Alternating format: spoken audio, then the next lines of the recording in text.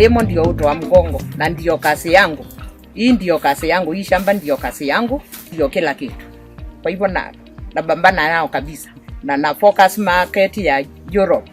Even as this continent of over 1 billion continues to diversify its economies, agriculture stands as the stronghold that powers the countries and people of Africa. Agriculture is the single greatest opportunity to deliver inclusive economic growth, jobs and health to the African continent. No region in the world has built a modern economy without first strengthening its agricultural sector. Conducive environment comes from government. There's a whole lot of business investment environment that does still come from government. We've also been trying to bring this to the deal room so that governments can also pitch their businesses. By the way, I was once a Minister of Agriculture. I learned very quickly that my government doesn't owe me a budget, that I needed to prove why my ministry should get money before the next ministry. And believe you me, I did. Because I would go at it from a business perspective. So we hope that through this deal room perspective, we can create opportunities to learn. Ministers learn from each other, businesses learn from each other, but also people that are looking to invest see the opportunity that this continent offers. And that opportunity is in the food system. Rapidly rising demand for food, fueled by population and income growth, provides major opportunities for agri-food systems to accelerate employment creation, boost continental trade, strengthen resilience, and transform African economies. The value of Africa's food market is projected to increase from $313 billion in 2010 to $1 trillion in 2030.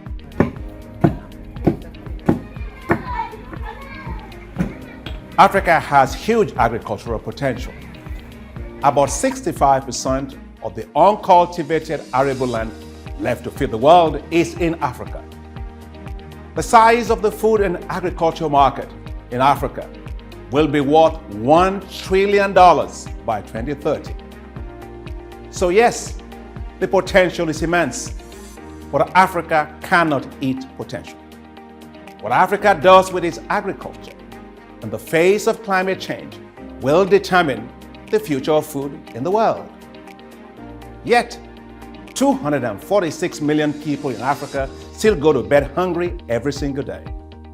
We must change this.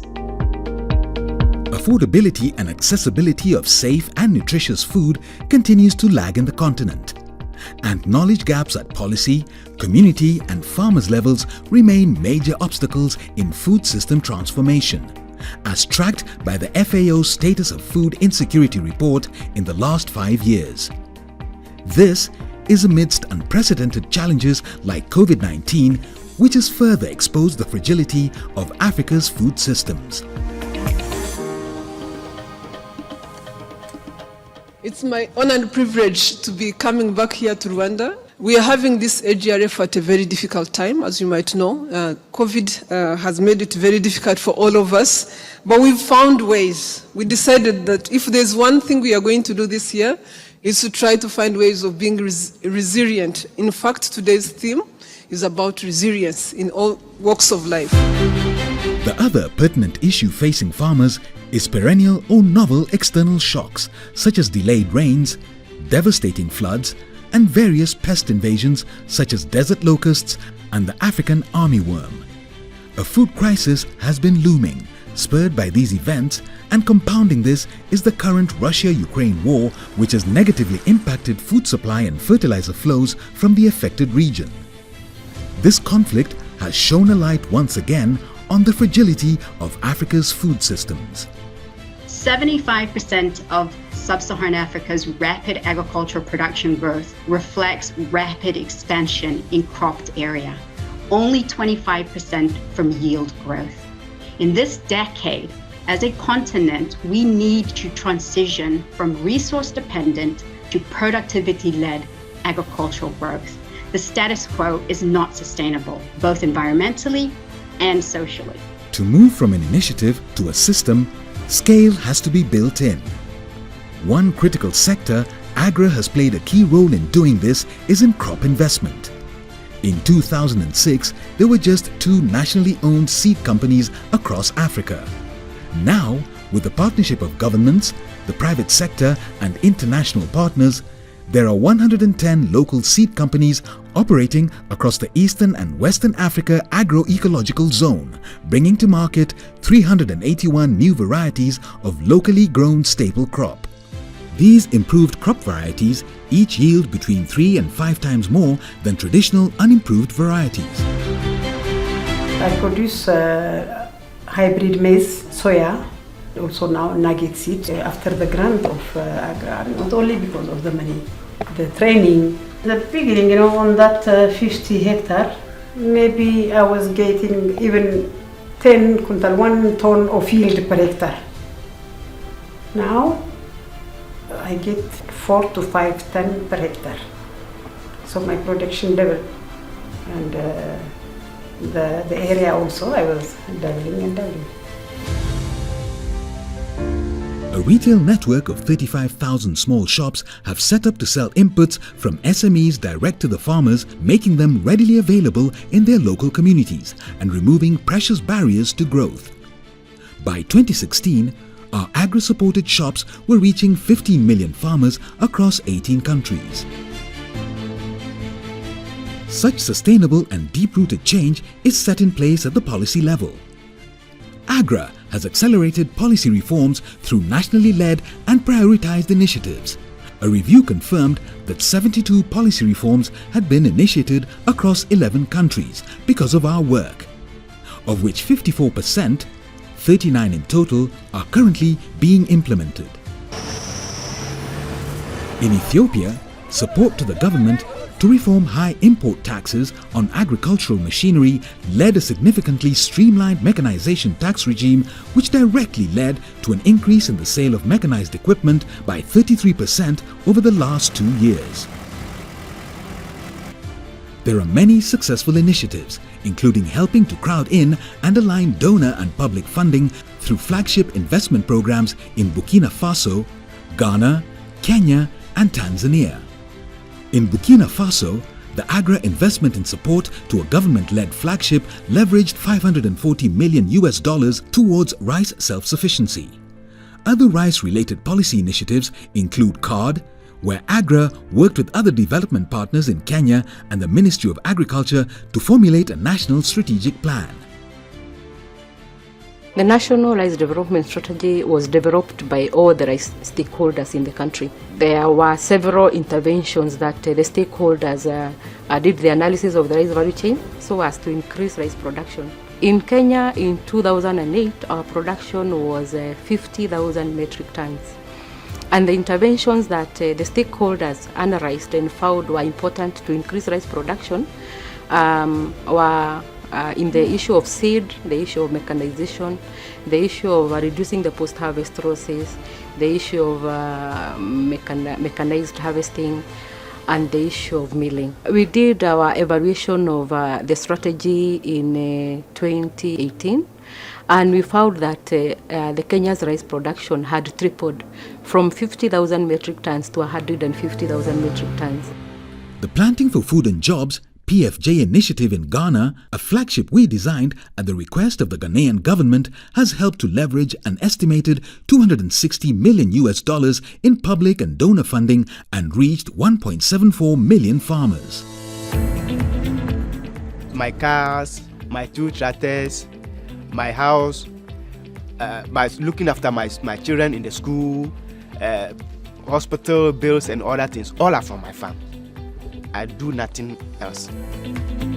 There is also increasing recognition of the innovative work that Africans are doing in coming up with solutions that address climate and nutrition challenges, such as the preeminent Africa Food Prize, which awards extraordinary women, men and institutions whose outstanding contributions to African agriculture are forging a new era of sustainable food security and economic opportunity that elevates all Africans.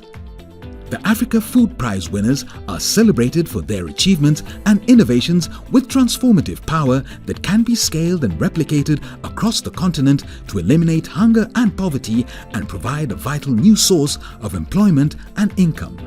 The 2021 UN Food Systems Summit refocused global thinking on what needs to change in Africa's food systems to address the challenges of climate change, increasing numbers of hungry and poor people. I've never seen anything that is so more important to so many people. The question I had the most during this Food Systems Summit was, how can I help? Believe it or not. So the opportunity is here now. We've brought all these ingredients together. We've come to Rome to beg. And I cannot think of a better group of people.